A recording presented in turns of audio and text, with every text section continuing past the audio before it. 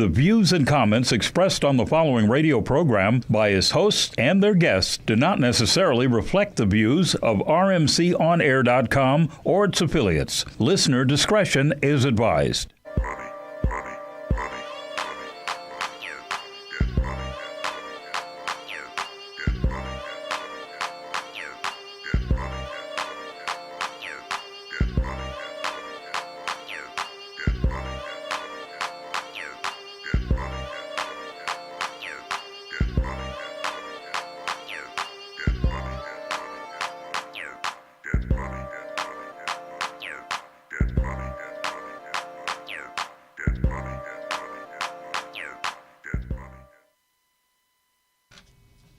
Hey there, good afternoon, and welcome to another edition of Manners and More with Millena. I'm your host, Millena Gay, and it is my pleasure to be here, and welcome to the show. Today, my fabulous in-studio guests are the writer of the wonderful play, Crescent City Ghosts, that has to do with Hurricane Katrina. I'm joined by the fabulous Christina Cottles. She is the writer and also the director of this piece, which is Jennifer Jones. I'm also joined by wonderful actor Mr. Jeremiah, who plays the character of Romy in it. I happen to be playing one of the characters as well, named Luana Broussard. We're going to talk about the play a little bit at first, and then we're going to get into our super-duper special guest with the fabulous Mrs. Babe Evans, the wife of the renowned legendary actor Mr. Art Evans, who unfortunately is not able to be with us on this day, but he will be here very, very soon. We'll have a lot to discuss with that. And a very, very special guest, special, and dear and near to my heart, one of my mentors and who has just really helped me in my path in life, the most outstanding, superb Dr. Barbara Young, and she has a lot to share with us today. So we're going to jump right on in, and we are going to first introduce and talk to the fabulous Christina Cottles and Ms. Jennifer Jones. Hey, welcome. Well, thank you. Thank you. Hi, how are you? I'm good. How are you guys today? Great. Wonderful day, beautiful day. Good to be here. It is. So I know that we're on a little bit of a time crunch here, a little bit, Jen. So I wanted to start with you and just tell the audience a little bit about exactly what Crescent City Ghosts is and how you, as a director, Jennifer is a wonderful director. She is. Thank you. She's my cousin too, but she's outstanding and a wonderful profession and a great cousin. So tell everyone. After I stop blushing, I think I can talk again. Thank you so much, sweetheart. Well, it was really synergy that brought us together, me and Christina. I was studying under Ben Guillory at the Roby Theater, and there was a particular scene that came up that really caught my attention because at the time my mother had just died. I've been caregiving for her for like 3 years, and she'd been in a wheelchair. And the character in this particular piece that we worked on in class had to do with the elder in a wheelchair and a caregiver. That was my other play. Her other piece. But I had never met Christina, and then I ended up in this wonderful workshop that Lynn Connersmith started, and Christina was there, and we started reading this piece. And I'm like, wait a minute, I know that piece. I'm really familiar with that. You wrote that? And that's kind of like how I first started really understanding her as a writer. That piece was a Sunday morning kind of gal, and we actually did a reading of it back in September, which my wonderful cousin Millena was a part of. No nepotism. No. Well, she just happens to be a wonderful actor as well, so it was very easy to bring her aboard. And when Christina approached me with this particular piece, I was really intrigued. It has a lot of flavor to it. I love her characters. They're very dynamic, very diverse. And she just brings a lot of authenticity to her work. And that's one of the reasons I really enjoy working with her. Plus, she's a wonderful human being as well. Mm-hmm. Yes, she is. A very sweet spirit. Oh, thank you. Christina, you want to tell us what inspired you to write a piece about Hurricane Katrina? Well, I remember back in '05 when I was at work and I started hearing things on the radio about Hurricane Katrina, and we were keeping up with the storm itself, but even after the storm had passed, suddenly there was this all this water, and there was this big catastrophe that had taken place. And I have relatives in New Orleans as well as outside of New Orleans, about 2 hours west in Opelousas, Louisiana. So I started calling down there, and I started hearing all this stuff about flooding and people drowning. So I just got on the phone. I said, what's going on down there? And I remember talking to my cousin, and he was explaining to me how New Orleans was shaped. And I had been there a lot of times, but I had never really understood how, they had the levees and how when those broke and this water just came into New Orleans, how it literally was like a bowl of soup. Just the water came in, and just in certain places, I know the Ninth Ward, certain places that just St. Bernard's Parish, I believe, Gentilly, Lakeview, all these places were just literally drowned, and people were fighting for their lives. And it was just amazing. It really impacted all of Louisiana, and even my cousins who were 2 hours west of Louisiana, they were taking in people who had lost their homes in New Orleans. My uncle and my aunt both lost their homes, and they had to leave town for over a year. My cousin was a teacher in New Orleans, and they fired all the teachers for a year. And she worked outside of New Orleans for a while and then had to come back. And a lot of people had to start over. They had to go to other towns and so forth, and then come back in a year or 2 years. It was really a terrible tragedy. And then you had of course, the loss of life, the pictures of people literally drowning and so forth. And when you see your relatives fighting to survive. I remember my dad called his brother, my uncle, and he asked, what's going on? How are you doing? And I remember my uncle said, we're alive. Mm. And that just stuck with me, we're alive, And they, my uncle and my aunt were able to rebuild, and my cousin came back to town. She got her job back, and they were able to start over, but so many people weren't. When I went down there, I was able to finally get down there 2 years later, and my aunt took me on a tour, and the Ninth Ward was still devastated. There still were no homes.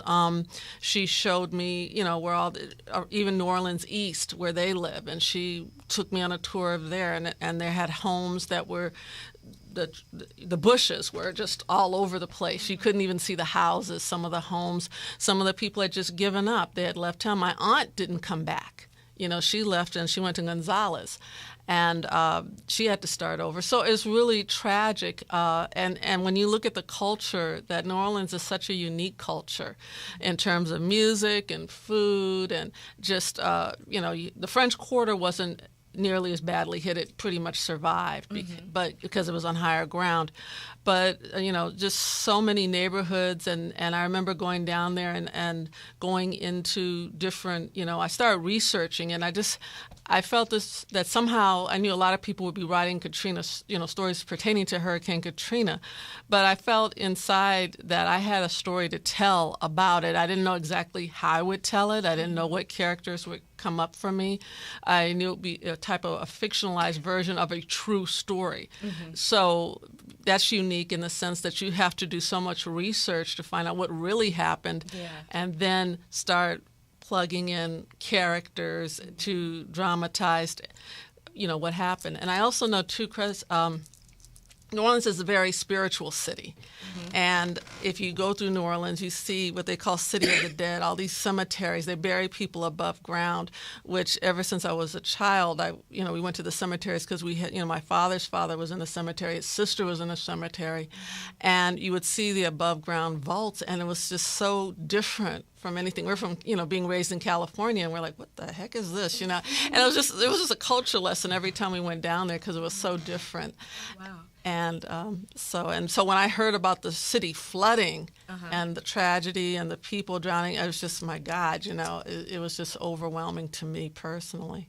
Wow, and so that's what really spawned you to write it. Well, and Jennifer, let me ask you, how do you feel about directing such a powerful piece with all of this? No pressure, but there's all this that went into it that Christina has put sounds like her blood, sweat, and life into this piece. Well, that's how I feel Christina works.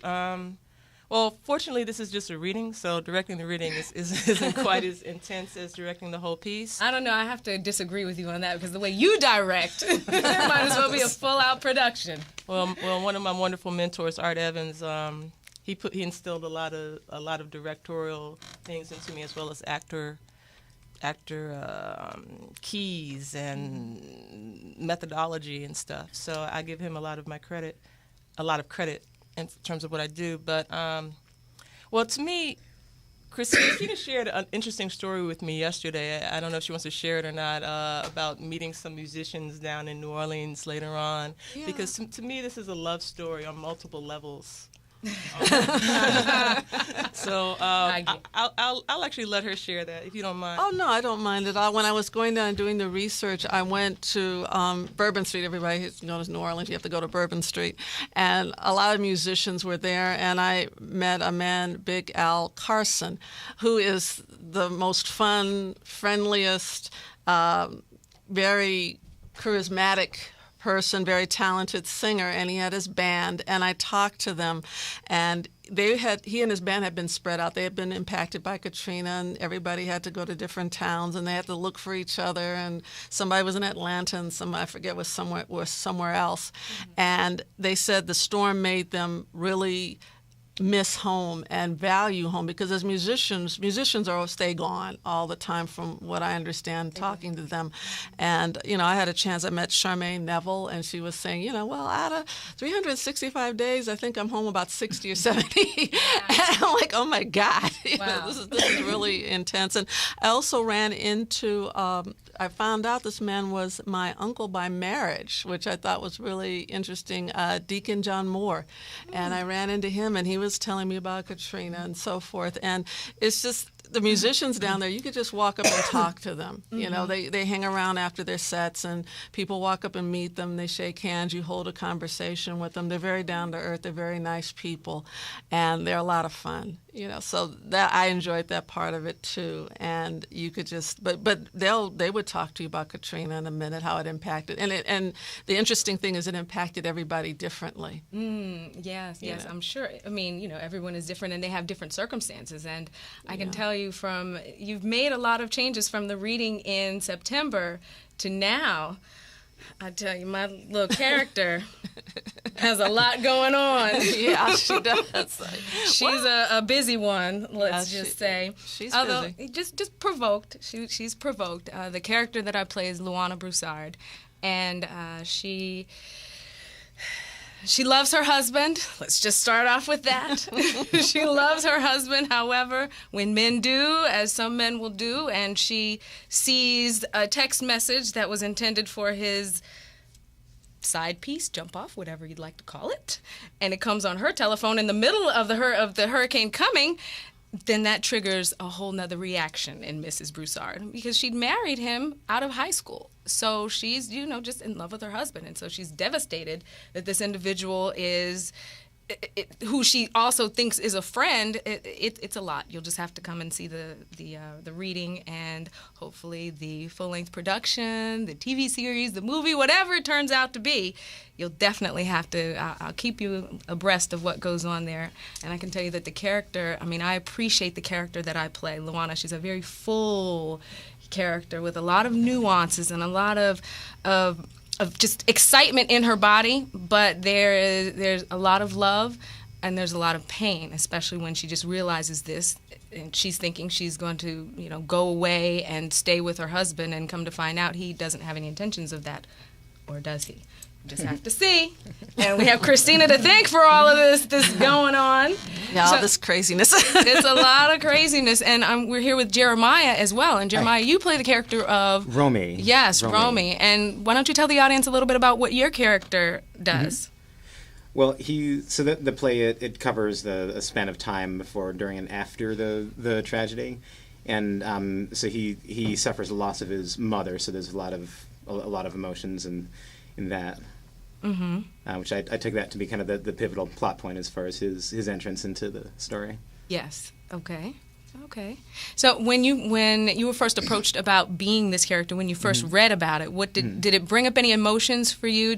Were you able to, call upon some past experiences to help you really get into the character, or what was your process? Well, I'm still processing it. Okay. When I was first approached with the play, I'd heard just what everyone else had heard about the hurricane, seeing it on the news, but I hadn't Hadn't really gotten any closer than that. I mean, I hadn't known anyone personally who told me any stories about it. So I mean, it was a very moving piece reading the script and just kind of seeing the whole culture before and after and how it was affected. It was it's a very, very rich story. It is. It is a tremendously rich story, and as Jennifer was saying, it's very, very diverse. And there isn't just one ethnic group that is represented. It is extremely diverse. So I say thank you, thank you, Christina, for allowing these thoughts and these people that are in your mind running around. Thank you for putting them on paper and allowing us as performers to bring them breath and bring them life and to share them with the world. So thank you very much. Well, thank you very much for bringing them to life. I know it's a challenge and it's a lot of hard work, so I really appreciate what actors do and what they go through to create characters.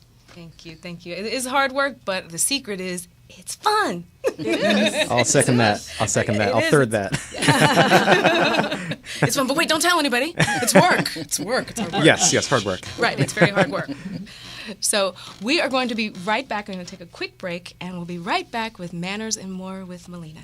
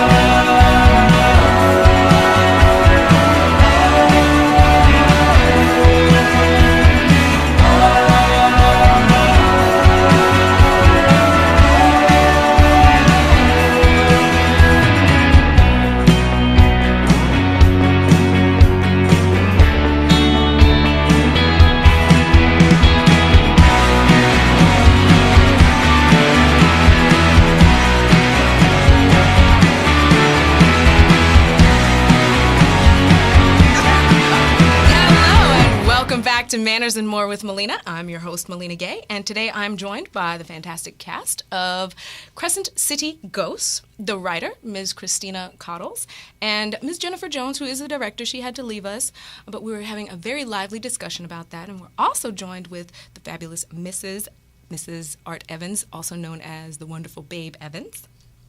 Thank you for joining us. Oh, I'm so happy to be here. Thank you, thank you. And we're also joined by one of my dear mentors. I mean, what she's imparted to me in my life, words just honestly can't express. I mean, this woman is amazing, and the information that she's going to be able to share today, I'm just honored and very privileged. And thank you for taking the time out to join me on the show today. Thank you for having me. Oh, you're welcome. You're welcome. So we are going to talk to everyone else now. So, Mrs. Evans, yes. How are you today? I'm great. This was a wonderful weekend, and Happy I want to Mother's wish Day. all the mothers, and not just the mothers, but the supporters of the mothers, Yes. a wonderful year. Oh, thank you, thank you. I'm a mother supporter as well. I'm not a mother just yet. Just give me a few years. Just give me 3-4 years, and I'll get to that part. But right now Yes. I celebrate and appreciate all of the mothers who have imparted so much to us. Because without our mothers, then where would we be? Right. Nowhere. We would be nowhere. And that's why one of the reasons that, I really was talking with the doctor and supporting the young people, Yes. and getting them kind of kick-started into life and not waiting till tragedy hits them. Yes. And I'm working with the California African American Museum right now, and I coordinate or produce their children's book festival, but it really is Literacy Day at the museum, at the California African American Museum, because we gear towards the K through 5th grade, but we also have the local libraries come in and do literacy, adult literacy, so that people feel like they can, work with their children and yet start when the children are early and, have a love for books, a love for reading, a love for the museum, that kind of feeling. So on May 18th, which is this coming Saturday. Yes. From 11 to 4. We're going to have the most wonderful literacy day. It's probably the 8th or 9th year that the museum has been doing this literacy day. And we have celebrities that join us and read for the children, which is kind of nice. They don't always know who the particular people are, but for these people to give of their time to share with the children. And so this year we're featuring an artist, and he's really an illustrator extraordinaire. Really? Who? His name is Kadir Nelson. Okay. And this man, if you look him up on the internet, his work takes your breath away. Really? So beautiful. His newest book is Mandela, Nelson Mandela. And so Malcolm Jamal Warner is coming to interpret that book and really connect with the children. Simple. It's not complicated. It's 15-minute read, but they put their hearts into it. And Kadir Nelson illustrated 2 of Debbie Allen's books. Coordinator, the dancer. Yes. Producer, actress. The fabulous Debbie Allen. And so she's coming to read her book, Dancing in the Wings, about a little girl who's awkward and people say she can't do anything and you'll never be this, but really through her dance, she awakens to herself. And so Debbie's coming to share that because she feels that Kadir Nelson is a person that has that same spirit. And then also there's a book called Salt in His Shoes. Salt in His Shoes. That is the story that Michael Jordan's mother and sister wrote about their childhood. Oh, wow. And so it's so sweet. And we have Deidre Henry. Okay. She's going to be reading that book. Nice. So it's going to be a wonderful day. We have local authors that are joining us. And if you don't mind, I'd like to read their names because they are wonderful people who want to reach children. Yes, please. So we have Quentin Holmes, and he's going to read his books, Real Street Kids. Okay. So that's more the teenagers. Cassandra Black, she's reading her book, Twinkle, which is about a firefly that has to get along with people, no bullying, that kind of message. And then we have Miss Akufe, and she wrote a book called Gladstone. And it's just about a little rock, but a little rock that didn't give up. A little rock that didn't And she has a little rock attached to the book, and the children become caregivers of this little rock from reading the story. And so every book has a little stone that comes with the book. That is brilliant. And they also do writing in her workshop. She doesn't just read. Then she says, because he goes through trial and tribulation to land on the beach where he wants to be. And she says, what happens to him next? And she gives them a chance to use their imagination. And then Gladstone does this, and then he finds his mother, and then And so there's a writing workshop connected to this little simple book about a stone, and it's got these little eyes. Oh. It's so adorable. That's cute. So I really look forward to that. Then we have Leslie Anderson. She wrote a book called Black and White Makes Gray, but I'm Not an Elephant. And this is about children of mixed backgrounds and how they navigate themselves through the world. And so it's really saying, I'm proud of who I am, I love who I am, and I just have to share that kind of feeling. Self-esteem Yes, really is the underlining theme, self-esteem. And then we have Kalita Garcia Rowles, and she wrote a book called Same Difference.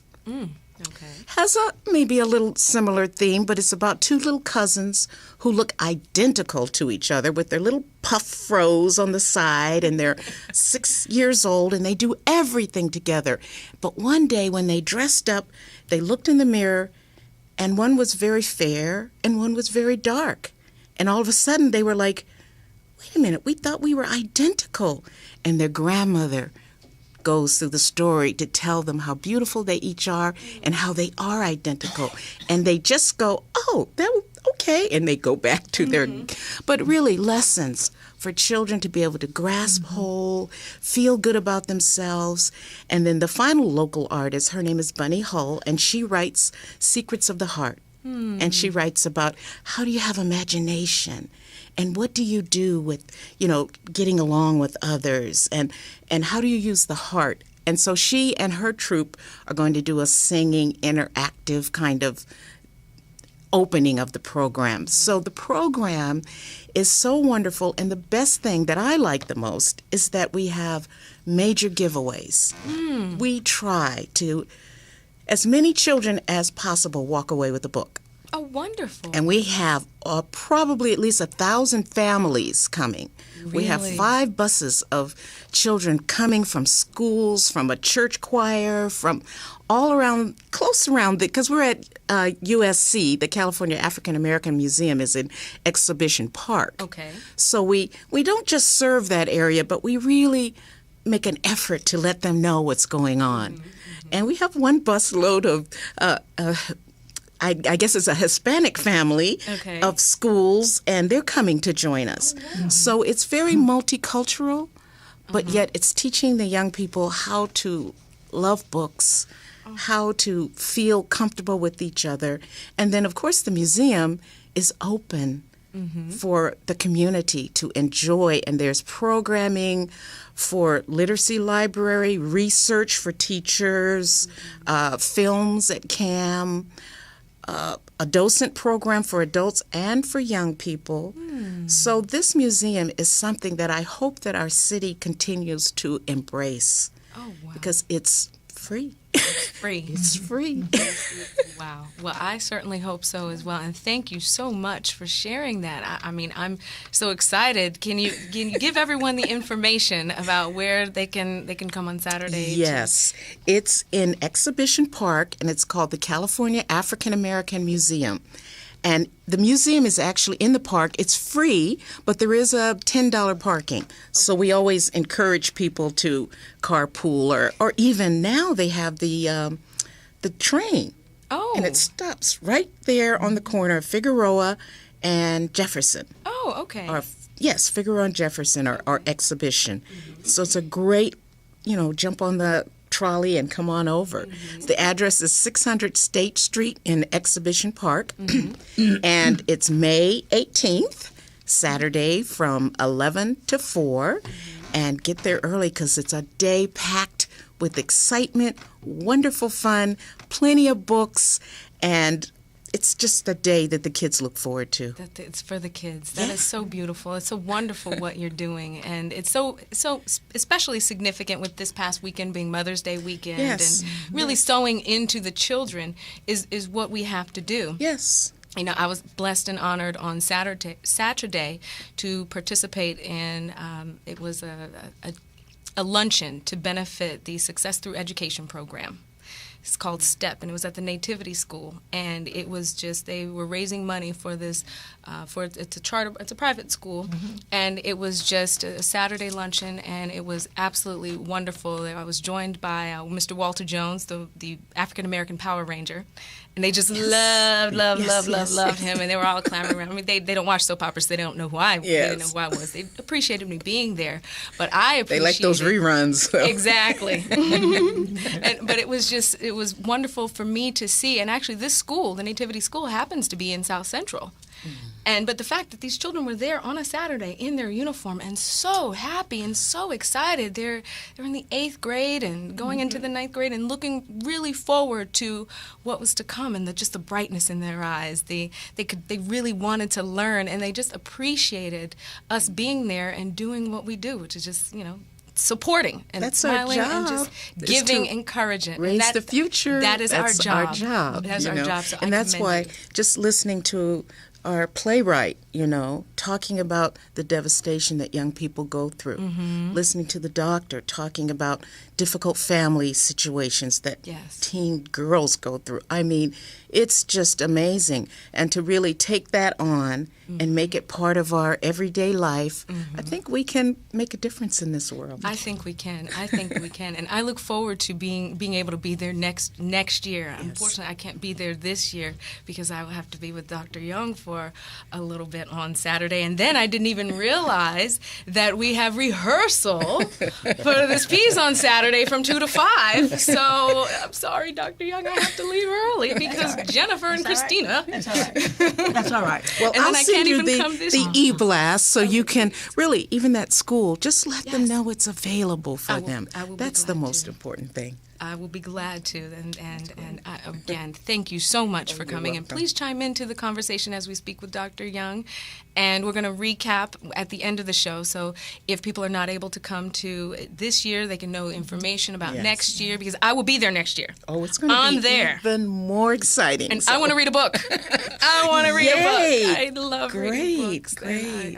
It's so important. They Yes, really and we go need to the know. local schools the week before, because it is National Children's Book Week. It's an it? annual May is National Children's Book Week, the second weekend in May. So we go, the director, Charmaine Jefferson, the executive director, goes to the schools and reads to a class. You know, I go, several of the staff, we just go. Just go and read. You've been, Doctor? Yeah, a lot of the principals in certain areas will invite various people to come in to read to the youngsters. Yes. And it's really, really wonderful to see them sitting around, and if you've got a little bit of drama in you, which I do.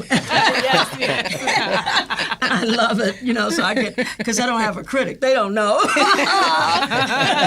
They're just happy. Right. So it's kind of nice. Yes, Yeah. wonderful. Very nice. Oh, we might have to tap you to read Oh, for yeah. us.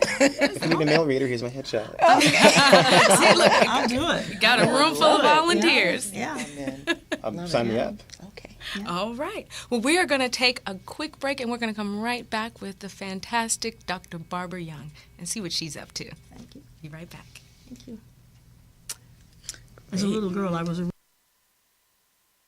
Need some energy? Need to quench your thirst? Try Pitbull Sugar-Free Energy Drink, the only energy drink named suitable for diabetics by the American Diabetic Association. And it's now available with no calories, no carbs, no sugar, and no fat, and a smooth, natural blend of energy, vitamins, and minerals. Need to quench your thirst? Try Pitbull Sugar-Free Energy Drink, the only energy drink named suitable for diabetics by the American Diabetic Association. And it's now available with no calories, no carbs, no sugar, and no fat, and a smooth, natural blend of energy, vitamins, and minerals. Pitbull Sugar-Free Energy Drink is the healthiest, best-tasting energy drink around. For more information and online ordering with free shipping, please visit hiphopbev.com. Remember, Pitbull Sugar-Free Energy Drink, suitable for diabetics, great for everyone. And welcome back to Manners and More with Millena. I'm your host, Millena Gay, and I am so privileged and honored to have with me today the fantastic Dr. Barbara Young. She is the founder of Personal Best Success. She is also the founder of the Success for You Foundation. The Success for You Foundation. And it's very fitting today, because we're just coming off of Mother's Day weekend, to really just share and understand what these fantastic women, they impart so much into young people, into younger people, into older young people. What they sow into is really so important. So thank you for joining me, Dr. Barbara Young. Thank you. What is your inspiration? Well, first tell the audience, please, a little bit more about, because I could never do you justice in everything that you do. Quite all right. Just Quite all right. just share with what but you I do. just have to say this, that I'm really impressed with all of the guests here today, because it represents to me the diversity of gifts that we all have been given and that we're doing. And it's just a pleasure to be among you who are giving to young people, and you who are writing your, out of your own experiences, and to see it played out. That must be really something, to see actors bring it to life. It is. So I'm just sitting here, sort of soaking it up. You all thought I was real quiet, I know. But I was listening, and I was thinking how marvelous. Because my passion has always been learning and living, but more importantly, women. I just had a passion for empowering women. And lately, I've gotten to, I feel empowerment or empowering is an overused word. So I now am transforming lives into a new mindset. In some cases, it's a mind switch. In some, it's a mind transplant. Okay, yes. but I for my whole life, I've been in education, and I loved it. being in education, and I was a professor. I've been an administrator in higher ed for many, many years. And after so many years, and still I'm a consultant for the California State University Chancellor's Office.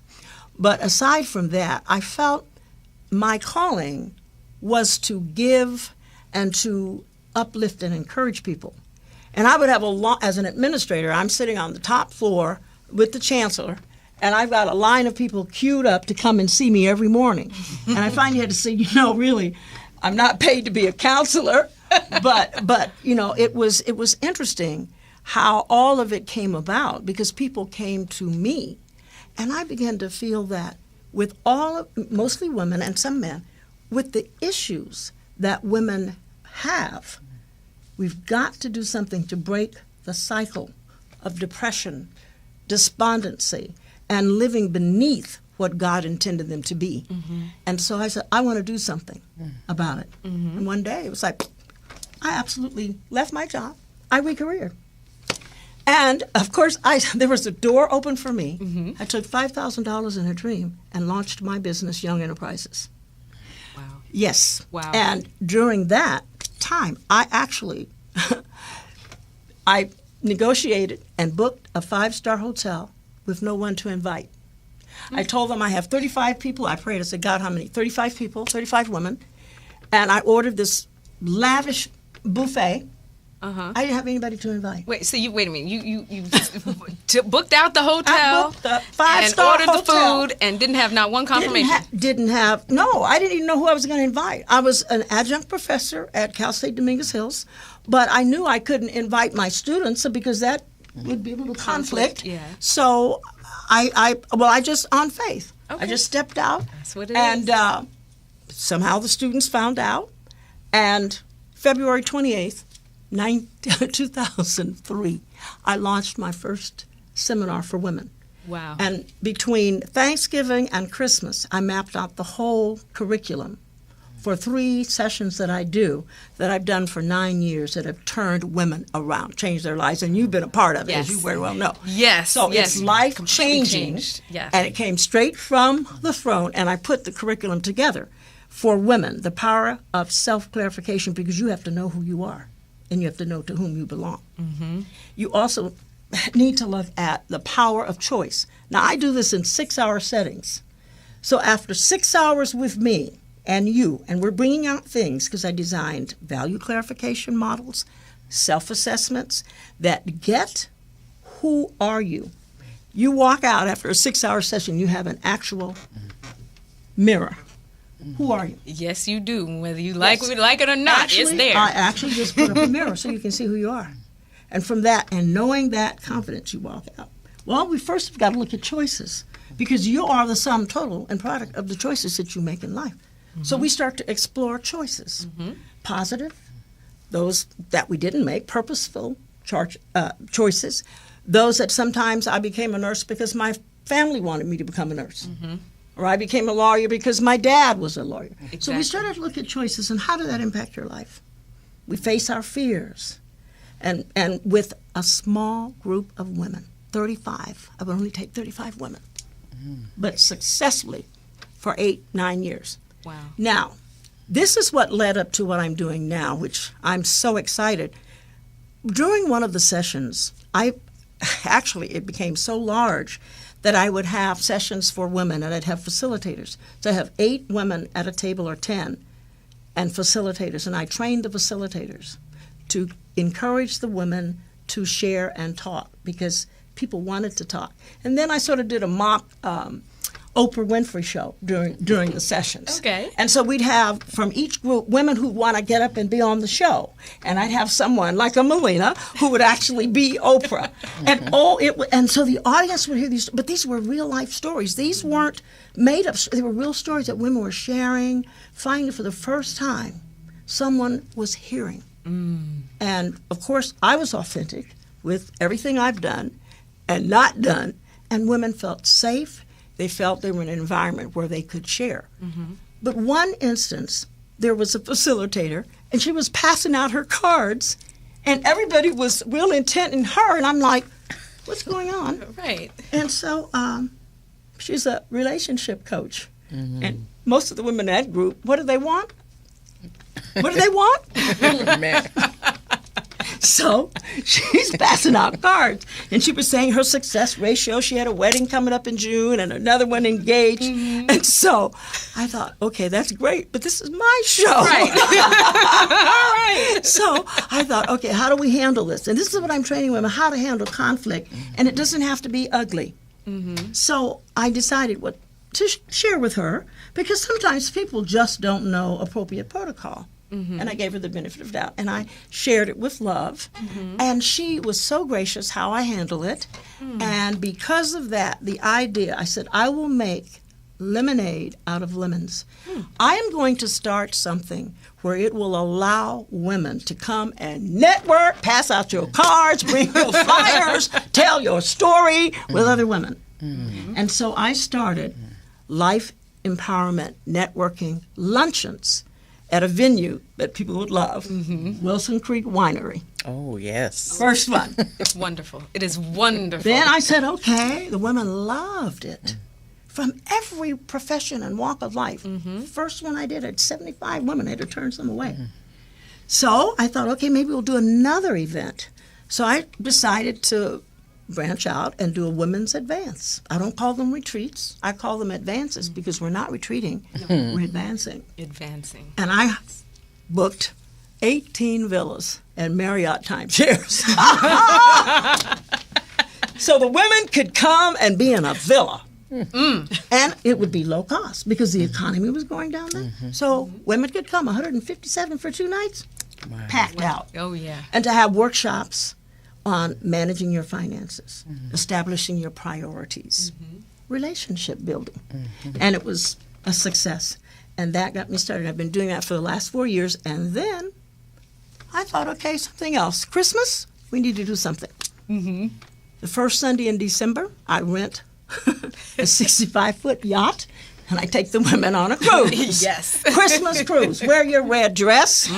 We have entertainment, and you get a message. And all of these, I do give a message. Yes, yes, you do. I give a very, very important message that I will feel that is coming to encourage, to uplift the women.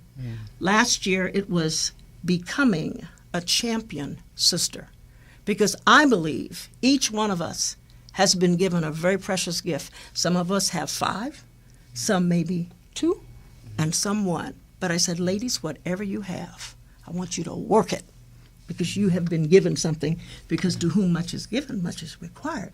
Now, I don't want you ladies getting upset because you only have 1, because work that 1. Okay? So it's about empowering women to become champion sisters, so we uplift one another, truly.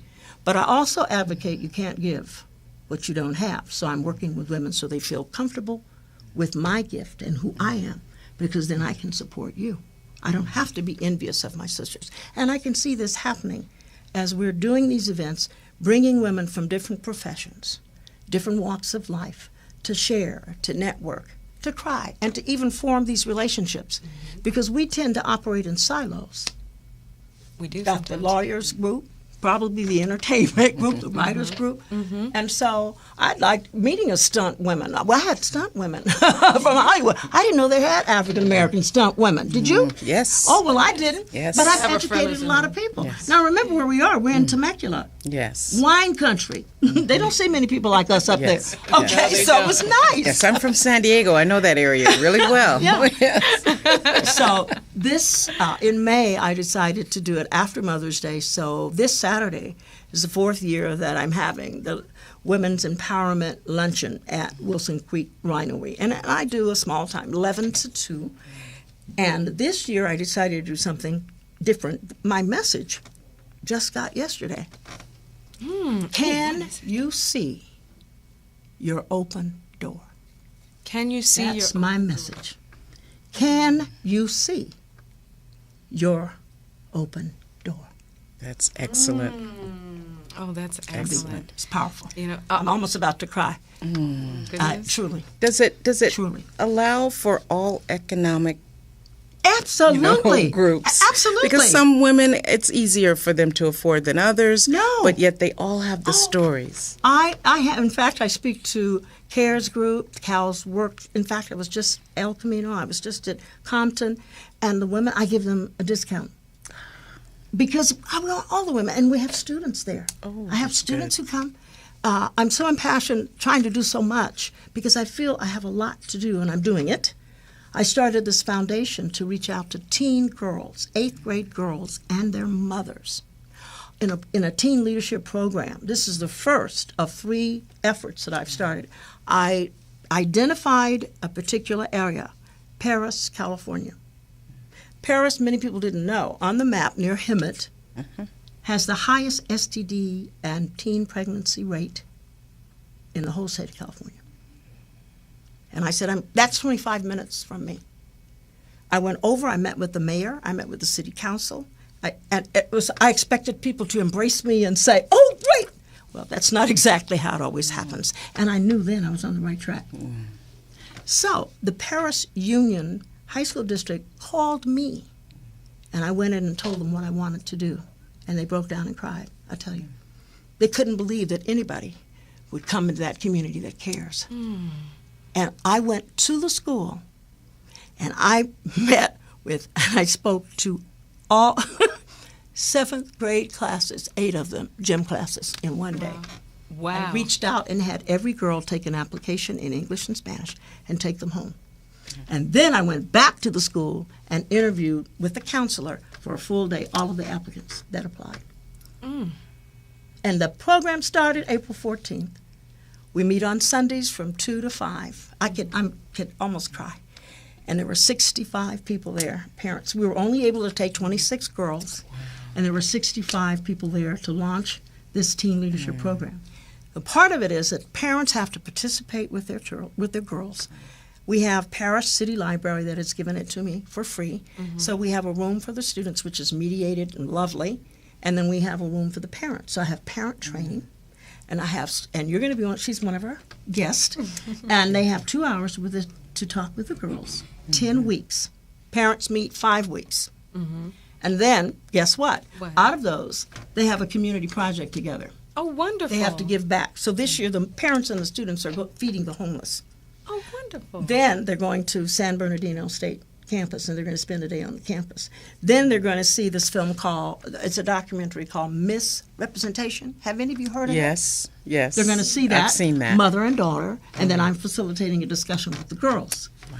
The beauty of the program is that we have guest speakers or lecturers who have an expertise in the curriculum: teen conflict, bullying, self-esteem, drama, social etiquette. So these girls, after 10 weeks, we're going to see some changes. They're transformed. Right, transformed. That is wonderful. We start the program again in the fall. It will be 16 weeks because it was originally scheduled. And I developed the curriculum, but I don't coordinate it. I have 5 people who stepped to the plate who are coordinating the program. Wow. A doctor, a banker, and 2 K through 12 teachers, and a professor. We're all coordinating the program. So these are just a little bit of what I'm doing. Well, yeah.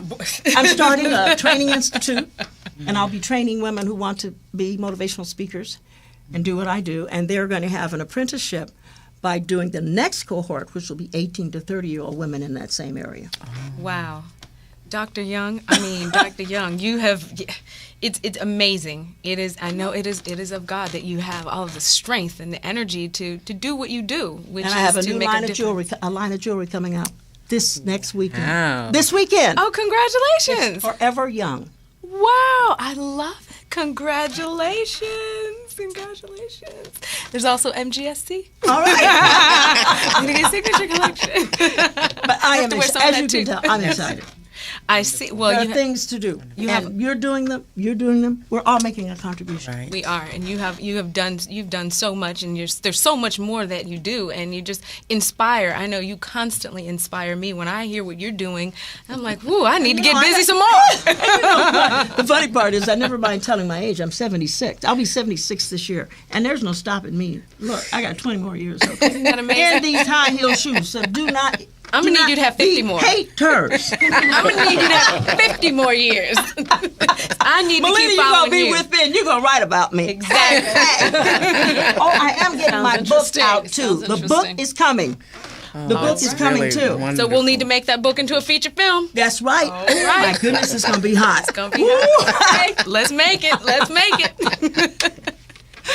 Well, guests, thank you so much for being here. It's almost time to wrap up, believe it or not. I mean, this time it just disappears and it annoys me every single week. But I just want to we're going to take one more final quick break, but come on right back. We're not finished yet. Be right back with Manners and More with Millena.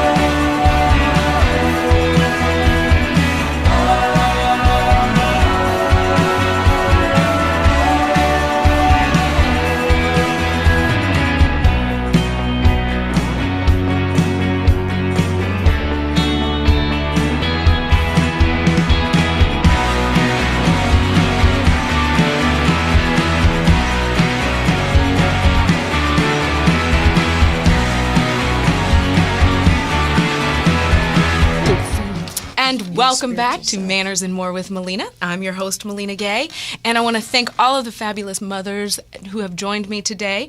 Ms. Christina Cottles, who is the writer of the play Crescent City Ghosts, which we will be performing a reading this coming Sunday at 7 p.m. Thank you so much, Christina, for writing it. Do you have any final words for our wonderful audience? And in case anybody wants to crash the reading, which, you know, I actually like crashing things with the inauguration. And let me share with you, Dr. Young was part of that group of we were crashing things at inauguration. Remember I talked about that? Crashing the Hawaiian Governor's Ball and the...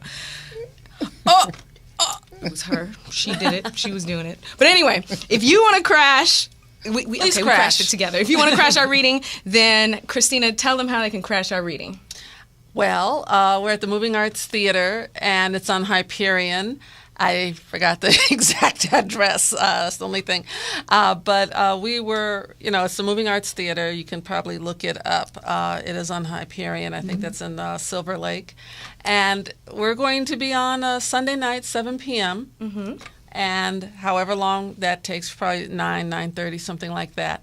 And we look forward to having people, a lot of people come, and share the experience with us. I think it's going to be fabulous, and a lot of people are really looking forward to it. I'm looking forward to meeting the rest of the actors and seeing how they bring my work to life.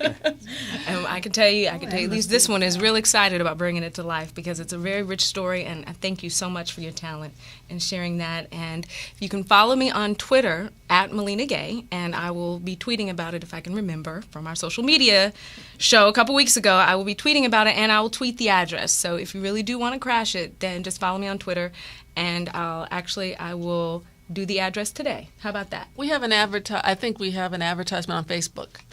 Fantastic. So that's where we have an ad there, and we have the address and so forth. So those people who are interested in looking up can go on Facebook and look it up there. Okay, and if anybody wants to get in touch with Christina, maybe they want to harass you about writing their story or something like that. I don't know. Or... Oh, I'm open. So how would someone get in touch with you? How would somebody get in touch with me? Follow you on Twitter, or Facebook, an email? I'm on Facebook. Okay. I'm not on Twitter, but I'm on Facebook. Okay. So they could just pop in Christina Cottles and get in touch with me that way. Cottles? Cottles. Yes, rhymes with bottles, Cottles. Ink bottles. Ink bottles, you need that pen. Yes, you need true. that pen. Okay, well, thank you. And thank you so much for joining us today. Thank you very much for having me. Thank you.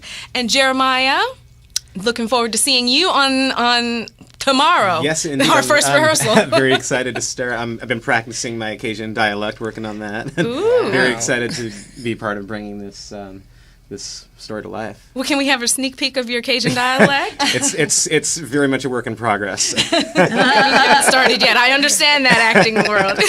We're going to work on it tomorrow, huh? It's okay. Pressure is the best. Pressure is the best. Okay, Jeremiah, well, I look forward to seeing you tomorrow. Well, thank you so much for having me on the show. It's You're been a so pleasure. welcome. Thank you so much for being here. And Mrs. Babe Evans. Yes. Thank you so much for sharing what you do. It's exciting. And, we have some young hosts. Well, we have both the senior and the young. I like to bring those two things together. Mm-hmm. So our hosts are Nikita Calamay. She was the voice of Nala in The Lion King. And we have Thomas Hobson, who's in the Fresh Beat Band. Mm-hmm. And we have Donis Leonard. And he is on House of Lies. Yes, I go to his birthday parties every year. He's going to interview our featured artists. So he's our roaming coordinator. Oh. So May 18th at the California African American Museum from 11 to 4 in Exhibition Park. Okay. So it's really going to be a wonderful event. And you can reach me and ask more questions about the museum or this event through my email, which is babeevans4@gmail.com. Wonderful. That's Babe Evans 4, the number 4, not spelled out 4, just Babe Evans, the number 4@gmail.com. And thank you so much, Dr. Young. Thank you. Happy Mother's Day to you. Thank you for everything you do. Just for me and for the world. You make such a difference, and it means so much. Thank you. And how do people, they want to come to the luncheon? Well, all those fabulous women out there, if you want to come to the Wilson Creek Winery, it is May 18th. I know there's a from little conflict 11 there. to 2. We're in the wine country on Rancho California Road. It's wonderful. Want to see you there. We still have spaces available, but you must call immediately, and that's 951-244-4700. Dr. Barbara Young. Look forward to hearing from you. And if you want to email, you can email admin@personalbestsuccess.net. .net. Yes, and I can tell you, actually, last year I was one of the hostesses for the luncheon, and I introduced people, and it was just outstanding. The food was amazing, but the message, it really resonates, and it stays. It stays because it's from the heart. And we featured you on the flyer this year. Without your permission, but anyway. That's okay. It's you, so it's okay. I know it's going to be great and in good taste. You were beautiful. So. We got a lot of comments on that. Oh, really? Yeah, we did. Oh, okay. Yes. And Lizette said, I was the one on the poster. I said, yes, come in. Yes. So people can see the celebrities. Yes. Well, thank you for that. Thank you for putting me on there. And I enjoyed it, and I look forward to being there on Saturday. And let me tell you guys, the cruise is outstanding. I mean, after Dr. Young's message in December, we get on there and start doing the wobble and the cha-cha, and it's passing out business cards. It is a lot of fun. It is a lot of fun. It is a lot of fun, and what you do means so much. So thank you so much. But I want a little plug, too, for you. Millena is going to be hosting A Minute at the Mic, because this year we decided to have women who have some new ventures, things they want to advertise, they want to talk about. We're limiting, but we have her being our host for A Minute at the Mic. So we'll do it a little early so you can slip out. We'll be conscious that you need to rehearse. Okay. Thank you. Thank you for doing that for us. Absolutely. And so I just want to say thank you, everyone. It is unfortunately that time again where our show time is over. But thank you so much for joining us. I know. We had fun. We had a lot of fun. Thank you for tuning in. I do have to say, as always, this is the MGSC collection, Millena Gay Signature Collection. You've seen the commercial a couple of times. The jewels are available for retail at L&L's Boutique. That's at 1205 North La Brea in Inglewood. I'd also like to say happy belated Mother's Day to all the mothers out there, and to all of the women who whether they are mothers to millions or just mothers to 1 or 2 or 5 or 10. Just thank you for what you do, especially my 91-year-old grandmother. Grandmother, I love you so much. Thank you. Mwah. Thank you. And Mom and Pop, out in Upper Marlboro and in Las Vegas, and ECM Management, my momager and dadager out there. Happy Mother's Day. And Dr. Young and Reverend Della and everybody who has imparted and given life to, whether it's to me or to whom you share with. Thank you, because without you, we wouldn't be. So with that, take care, God bless, and I'll see you next week on Manners and More with Millena. We'll have a special music edition that you certainly don't want to miss, I promise. Take care.